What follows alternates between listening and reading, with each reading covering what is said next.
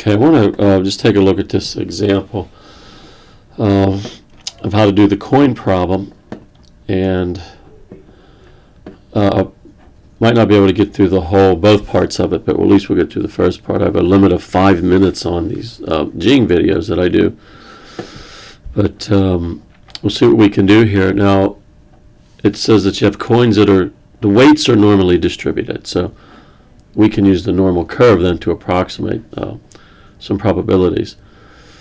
And they give us the mean here of 5.94 and the standard deviation. And we need the mean and the standard deviation to be able to use the normal distribution. So we have a vending machine that only accepts ones that weigh between 5.82 and 6.06 grams. And probably a way to maybe check for counterfeit coins or slugs or something like that if somebody puts in something other than a legitimate coin. So we have 250 coins, and we want to see how many are going to be rejected. So we got a little bit of work to do first. We need to find out what probability or how many coins are likely to be rejected. If we find that in terms of percent first, then we can multiply that at the end times this 250. So what we have to do is take those values, the range of values, the 5.82 and the 6.06, and standardize those scores. So here's our formula here, the z-score formula. Z-score, z means standard score. So x minus mu over the standard deviation. So here is the mean, or the x value. That's the lower limit. And here is the mean that's given and the standard deviation. So when you take and subtract these and then divide by this, you get a negative 1.6.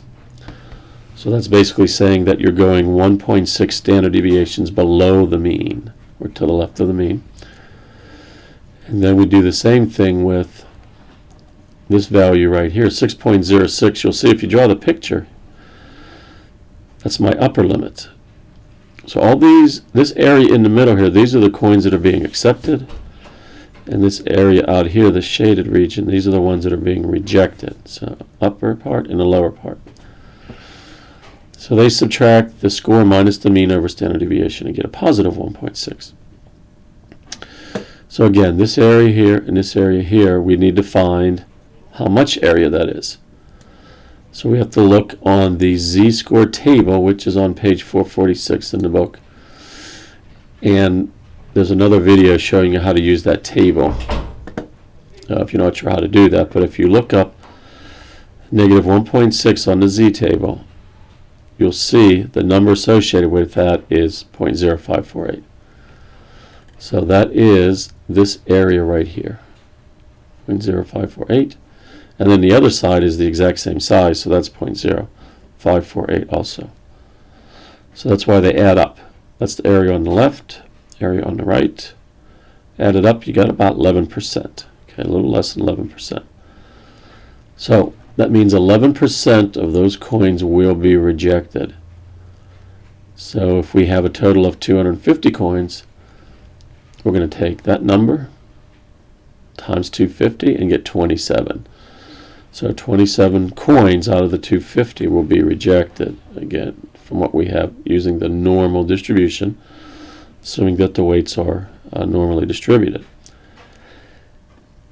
Now they say, according to the central limit theorem, the distribution of sample means, not just the sample values, but sample means, will have a little bit of a different standard deviation, something called the standard error.